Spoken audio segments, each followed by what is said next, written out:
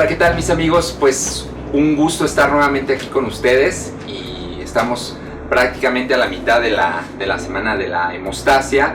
Ya tuvimos la oportunidad de compartir, bueno, que en este caso dos de los grandes expertos que nos están acompañando aquí en este momento, ya hubo la oportunidad de ver algunas charlas, algunas conferencias que estuvieron compartiendo con todos nosotros. Entonces les queremos agradecer por ese interés mostrado en participar en esta primera edición de la Semana de la Hemostasia. La verdad es que estamos muy contentos con la participación también de ustedes. Y bueno, pues estamos aquí con los dos grandes expertos que seguramente ustedes ya conocen y que en días anteriores han estado viendo sus clases. Les damos la más cordial bienvenida, el químico Carlos Virgen, la química Saraí Zúñiga. Sean bienvenidos nuevamente. Gracias por aceptar la invitación. Entonces, pues en su momento ya, a los que nos siguen en la página de Facebook, pues ya en su momento tuvimos una entrevista con la química Saraí. Tenemos la fortuna en este momento de contar con su presencia. En este caso, ¿usted cuál es su formación, químico? Bueno, yo actualmente soy licenciado en Química Clínica, soy egresado de la Facultad de Bioanálisis. Posteriormente hice unos estudios de posgrados en la Escuela Nacional de Ciencias Químico-Biológicas y actualmente estoy trabajando como director comercial en Laboratorios Licor. Perfecto. Y pues para los que no tuvieron la fortuna de ver su entrevista química, ¿cuál es su formación? ¿Qué tal? Bueno, pues muchas gracias a EduLab por esta oportunidad de la Semana de la Hemostasia. La verdad es que ha sido todo un éxito. Muchas gracias a ustedes, porque sin ustedes creo que esto no sería posible. Y bueno, para los que no me conocen todavía, yo soy la química Saraí Zúñiga. También soy egresada de la Facultad de Bioanálisis de la Universidad Veracruzana, Campus Jalapa. Y bueno, actualmente estoy como encargada del área de coagulación del Instituto Nacional de Enfermedades Respiratorias. Perfecto. Pues vamos a hacer aquí una pequeña charla aquí con los expertos. Y pues quisiéramos hablar así a muy grosso modo del panorama de la hemostasia en nuestro país. Digo, para muchos a lo mejor nos están visualizando de otros países, pero bueno, queremos hablar particularmente de aquí de México, que es del país de donde nosotros somos. ¿Qué importancia tiene en este caso la hemostasia dentro de un laboratorio clínico? Y más o menos en base a su experiencia, ¿cuál es el panorama que pinta la hemostasia en nuestro país? Claro que sí. Bueno, pues yo creo que la parte de hemostasia tiene un impacto, o debería de tener un impacto grande, puesto que muchas enfermedades, muchas patologías, condiciones clínicas de los pacientes tienen que ver básicamente con la correlación de los tiempos de coagulación. Si ustedes de repente piensan en algún paciente que tengan hospitalizado, pues vamos a observar que hay una alteración en sus resultados, y básicamente esto porque la coagulación y otras patologías están íntimamente relacionadas. Entonces yo creo que se le da un poco de importancia a la parte de coagulación, sin embargo tiene mucho impacto y debería de tenerlo así en nuestro laboratorio. Exactamente, sobre todo porque hay situaciones que actualmente en México están subdiagnosticadas, a lo mejor porque muchas pruebas que se hacen de coagulación solo cuentan con baterías básicas. Sin embargo, es importante entender que con esas baterías básicas podemos sacarles el mayor provecho, pero también hay que entender que para hacer un diagnóstico diferencial y certero se debe de realizar el diagnóstico a profundidad, tanto para los procesos hemorrágicos como los trombóticos principalmente, y ahí es en donde surgen las discrepancias luego también con la parte clínica, muy importante tomar.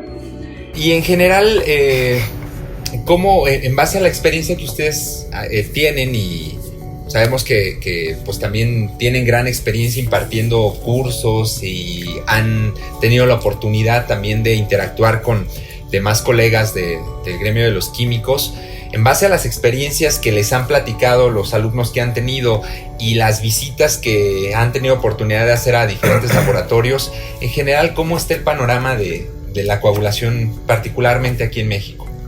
Pues yo creo que esta parte es un poco interesante y es un poco preocupante, puesto que hay mucha el área de coagulación es como un área un poco rezagada y que no muchos profesionales de la salud optan por ella.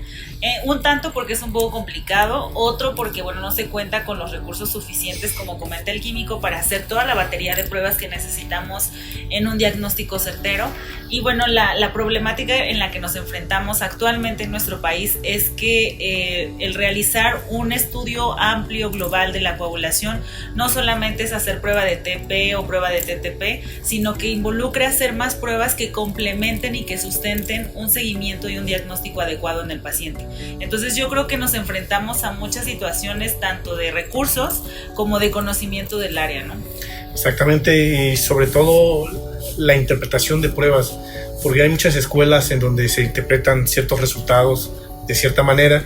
Entonces en la coagulación lo que falta mucho en México es estandarizar, desde la parte preanalítica, desde cómo se toma la muestra, por qué se toma, a pesar de que ya hay guías establecidas. Sin embargo, hay muchos grupos que cada quien maneja la coagulación a su manera y bueno, dan recomendaciones que es así por esto, que es así por el otro. Y también en la interpretación de resultados, que los valores de referencia se deben de interpretar bajo este criterio o bajo estos criterios. Entonces yo creo que la principal situación en México que debe de mejorar es la estandarización de los procesos. Bueno, y aquí yo creo que mencionaban algo bastante importante y fundamental, que de hecho ya en otras entrevistas y en otras charlas con algunos otros expertos, es un punto primordial, que es la etapa preanalítica. Sí. Sabemos que podemos a lo mejor tener estandarizado todo el proceso de la etapa analítica, pero desafortunadamente si no se recolecta correctamente la muestra, si no se hacen ciertos procedimientos que contribuyan a que se dé un resultado de calidad, pues desafortunadamente si no se tiene una buena etapa preanalítica, pues desafortunadamente de nada va a servir todo lo demás, ¿no? Ni la etapa analítica ni posanalítica. ¿Qué recomendaciones pudieran darnos referentes a la etapa preanalítica, de manera muy general, hablando en el área de la hemostasia? Mira, lo que tú acabas de decir es un punto muy importante, puesto que la etapa preanalítica es de gran impacto en el reporte de resultados final. Todas las áreas son importantes y tienen sus complicaciones. Sin embargo, en la parte de hemostasia, nosotros estamos midiendo cómo se está comportando el sistema de la coagulación, cómo se comporta la interacción de los factores con el daño endotelial. ¿Y qué es lo que hacemos cuando tomamos una muestra de sangre? En ese momento estamos dañando la pared del endotelio. En ese momento hay una activación y desde la toma de muestra, que es un momento crucial en la parte preanalítica, debemos tener especial cuidado. Yo creo que la toma de muestra es un momento muy importante y todo lo demás va a tener secuencia, pero la parte de la toma de muestra, que ustedes en el momento de que hagan una punción no estén moviendo mucho su aguja dentro del paciente, eso es súper importante. Que si el orden correcto de los tubos, que si el torniquete en las pruebas de coagulación es crucial. No debemos dejar el torniquete, como dicen las recomendaciones internacionales, más de 1 minuto, pero en coagulación es sumamente importante que lo respetemos y sobre todo si en pacientes que no lo requieren, pues no utilizarlo. Y como eso podríamos mencionar más situaciones, pero yo creo que la toma de muestra, el torniquete y todo lo que tiene que ver con esa parte es sumamente importante y que tiene un impacto altamente fuerte. Exactamente, aparte uno de los errores en la parte preanalítica que se presenta es el manejo de la muestra.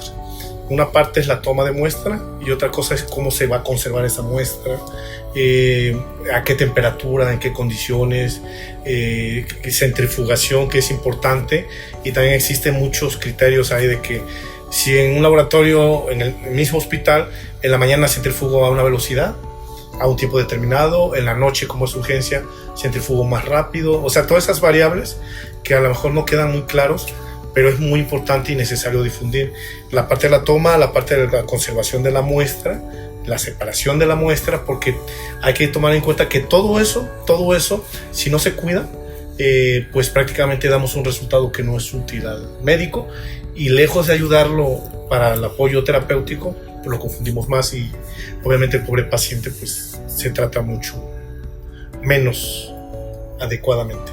Ok, entonces son puntos bastante importantes, yo creo que desde la preparación del paciente, la flebotomía o la toma de muestra, posteriormente la conservación, el proceso como tal antes de procesar la muestra, ¿no? En este caso, por ejemplo, ¿cuánto tiempo aproximadamente después de haber recolectado la muestra es viable esa muestra para ser analizada? Obviamente entre más rápido pues es mucho mejor, ¿no? Pero normalmente ¿qué rangos hay? Vamos a partir de los dos estudios más comunes, el TP y TTP. Más o menos qué tiempo se recomienda en base a las guías que se pueda procesar esa muestra para que sea algo pues válido o algo más certero. De que tiene bien claras las guías.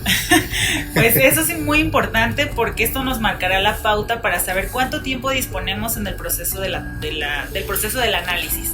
Entonces, lo que nosotros tenemos de margen para hacer un proceso de una prueba global son máximo 4 horas a temperatura ambiente. Entonces tenemos ese lapso de tiempo desde la toma de muestra hasta no mayor de 4 horas para poder hacer el proceso de las muestras de coagulación. Y en el caso, por ejemplo, de que por algún motivo hay laboratorios que a lo mejor recolectan la muestra, pero posteriormente para concentrarse en el laboratorio central, digámoslo, hablando si fuera una toma de muestra periférica, ¿qué sería recomendable? ¿Bajar la temperatura de esa muestra? ¿Separar el plasma? ¿O qué sería lo ideal? Eso es muy importante porque para las pruebas especiales, o sea, lo que no es rutina, como lo que no es TP y TTP, para pruebas especiales, por ejemplo, para factores, para proteína C, proteína S, antitrombina y todas estas pruebas especiales, dentro del hospital, o si se van a maquilar estas pruebas, se debe de entender perfectamente ese tema de conservación. Primero, si se van a hacer algunas pruebas especiales, se tendrá que tomar cantidad suficiente de muestra. Un tubo es suficiente, pero también hay que ver, porque normalmente se pueden hacer 2 alícuotas. Una para pruebas trombofílicas, por ejemplo, para proteína C o S, y otra para factores, factor 8 o 9, por ejemplo.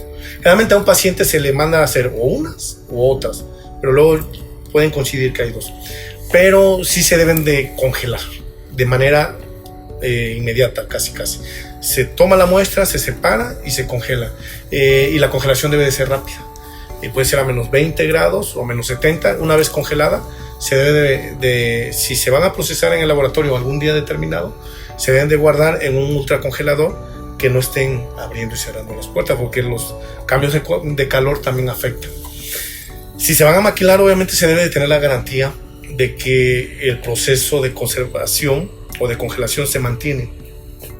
Para eso ya hay dispositivos como cajas transportadoras que mantienen la congelación con Dataloga, un termómetro que lleva trazabilidad de la temperatura. Y yo en lo personal, no sé si la química coincide en eso, yo en lo personal recomiendo que vaya a un control normal, también bajo las mismas condiciones, y ese mismo control acompañando a las muestras. ¿Y cuál es la estrategia? Que ese control se vaya con las pruebas especiales, ciego, no se diga que es un control para un laboratorio de referencia, y que manden los resultados. Y de esta forma corroborar que no hubo una pérdida de factores o de proteínas. Para mí esa es una recomendación para cuando se va a maquilar. Otra situación es que pruebas de dímero D no se maquilan. Las pruebas de dímero D no se maquilan porque tienen una vida media de 3 horas, no tanto por la vida media, sino porque el resultado después de 8 horas, el dímero D ya no es clínicamente útil el resultado, porque es prácticamente una prueba de urgencia, es como una gasometría. Y para el tema de von Willebrand se debe de tener mucho cuidado en la congelación, porque muestras congeladas por periodos largos, más de 3 meses, tienden a que el von Willebrand aumente la concentración. Entonces puede dar un falso positivo o un falso normal y prácticamente enmascarar una deficiencia. Entonces eso es muy importante. No sé, química, su punto de vista al respecto para las muestras especiales. No sé qué hace muchas. No, pues yo creo que esa parte que comenta es muy importante, en la parte del transporte y de la conservación. Si no tenemos que procesar en ese lapso de tiempo, pues sí, la conservación de congelación inmediata se debe hacer. Y bueno, este tip que les comenta el químico yo creo que es muy importante. Perfecto. Bueno, yo creo que definitivamente son temas que tienen que abordarse en algún momento más a detalle, sobre todo que pues si no se toman en cuenta las consideraciones necesarias, pues va a haber una alteración tremenda en los resultados y pues el perjudicado en este caso pues van a ser nuestros pacientes, desafortunadamente. Bueno, por otro lado, en México pues sabemos que gran parte del porcentaje del índice de mortalidad pues desafortunadamente están asociadas directa o indirectamente a problemas trombóticos. En este caso, por ejemplo, ¿cuáles vendrían siendo las patologías más representativas hablando de los problemas de coagulación o problemas hemostáticos aquí en nuestro país, en México? Pues bueno, hablando de la parte en el estudio de la coagulación, tenemos que pensar en que podemos encontrar patologías tanto hemorrágicas como trombóticas.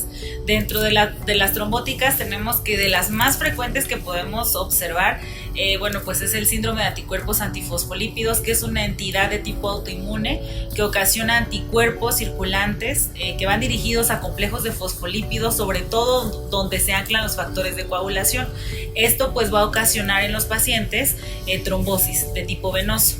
Por otro lado, hay algunas importantes correlaciones de tipo autoinmune que pueden generar trombosis, la hiperhomocisteinemia o los altos niveles de esta pueden generar eventos de tipo trombótico. Y además, existen otras mutaciones de tipo genético, como puede ser la resistencia a la proteína C activada, la deficiencia en proteína C, proteína S antitrombina, que son nuestros anticoagulantes naturales y que cuando alguna persona tiene estas deficiencias puede tener eventos trombóticos.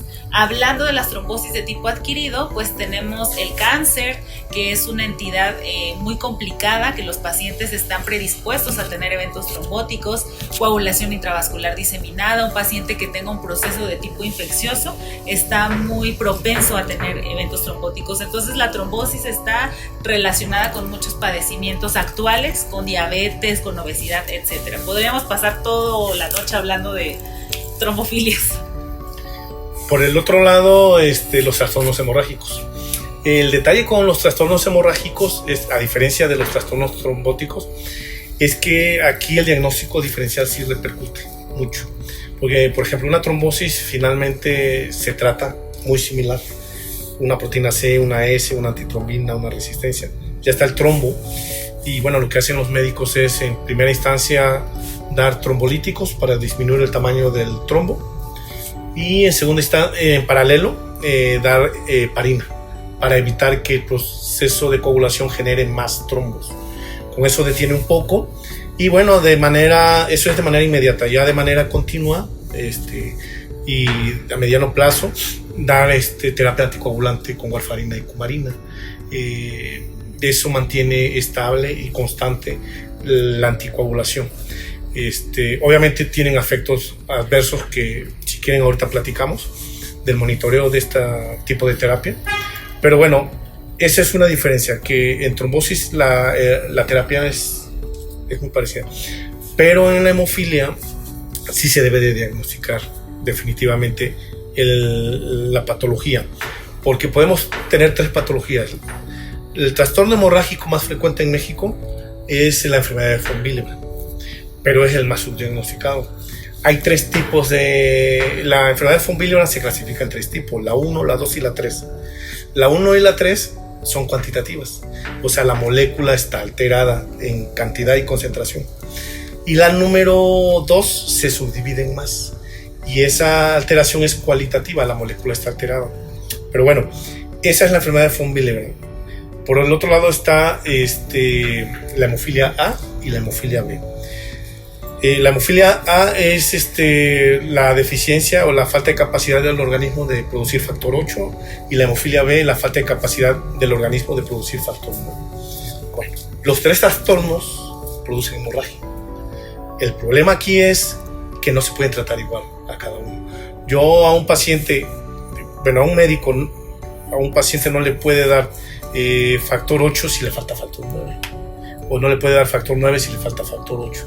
Y el factor de von Willebrand hay que ver en qué casos se usa desmopresina, en qué casos no, diferentes estrategias. Pero ¿cómo lo vamos a saber? Teniendo el diagnóstico certero. Por ejemplo, para hacer la enfermedad de von Willebrand necesitan aproximadamente, ¿cuántas pruebas? Como unas 8. Aproximadamente. que sería el antígeno, la actividad, el RIPA, que es la agregación inducida por ristocetina, el factor 8, factor 9, la unión a colágena, la capacidad de unión a factor 8. Entonces son todas esas pruebas. El detalle es que no todos los laboratorios tienen, y los pocos que tienen son laboratorios de referencia. Y regresamos de nuevo al círculo vicioso de cómo se mandan las pruebas, porque aquí volvemos, si se van a mandar las pruebas en malas condiciones, pues volvemos a dar un diagnóstico.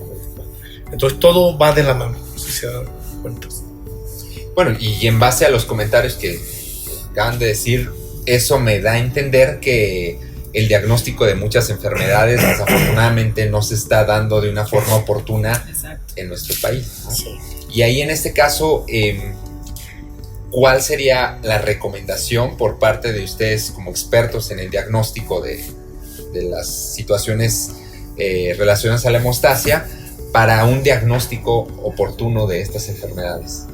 Bueno, yo creo que aquí la idea sería como tener bien identificados los centros de referencia. En nuestro país tenemos pues múltiples instituciones de salud pública que se encargan a revisar cosas que tienen que ver con hemofilia, centros de referencia en pacientes con hemofilia.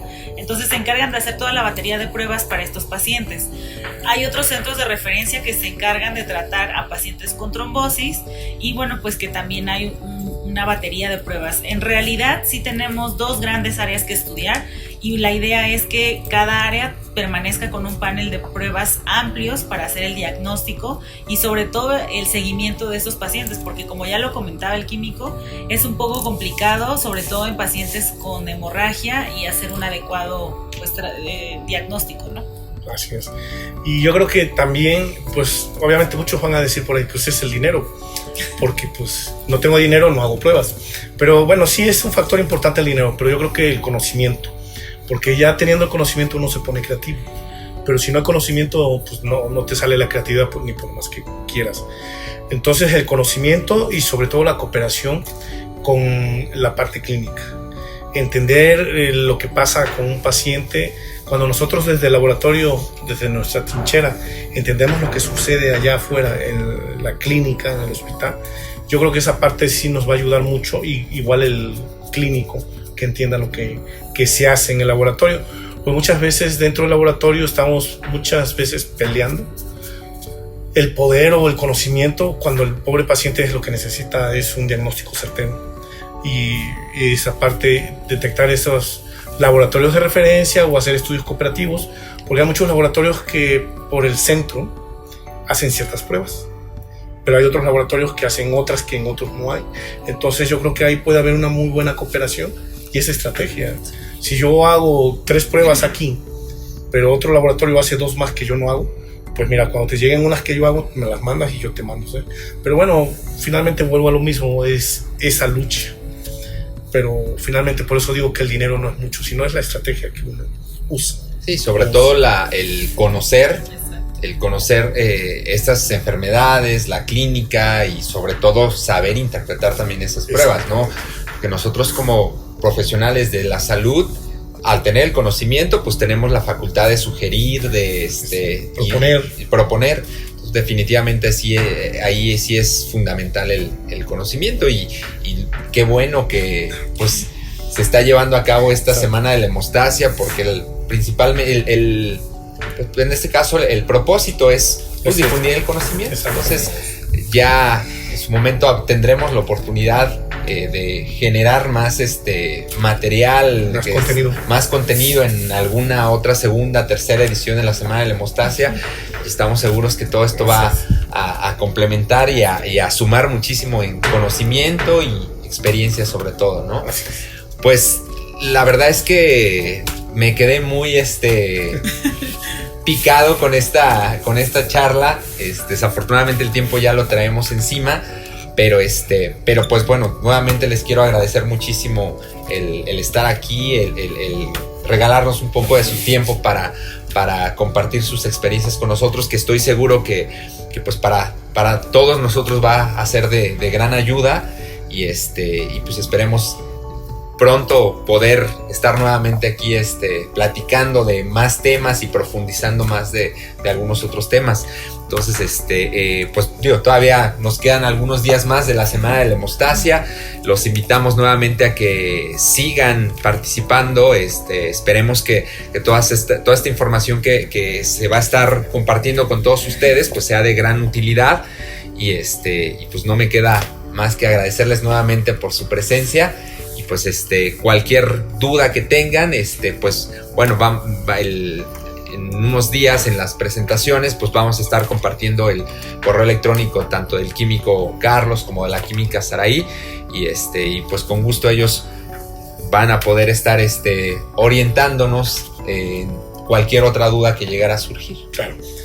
Sí, claro que sí, con mucho gusto, estamos para servirles. Muchas gracias a EduLab y por seguir las páginas, por estar pendientes de esto. Yo creo que el estar informados, el conocer, pues nos abre muchas puertas. Entonces, muchas gracias a todos por el apoyo de verdad, y lo que necesiten, pues a la orden. Bueno, muchas gracias a EduLab, muchas gracias a Químico Enrique. Y bueno, esta Semana de la Hemostasia también es para darles algunas pláticas generales, pero se tienen planeado proyectos más importantes. Aquí la idea es que nos retroalimenten a EduLab y propongan algunos temas que a lo mejor ustedes quisieran profundizar, y serán bienvenidos, y en base a eso se pueda armar algo de mucho contenido importante para todos.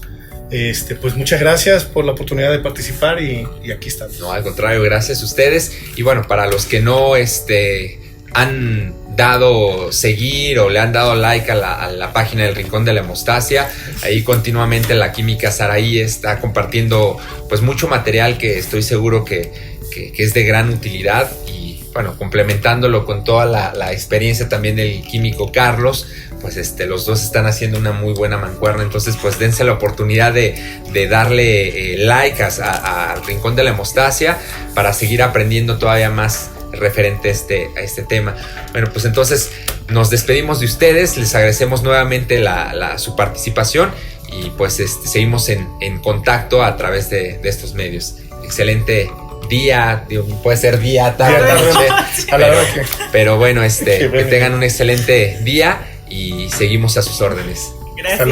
Hasta luego.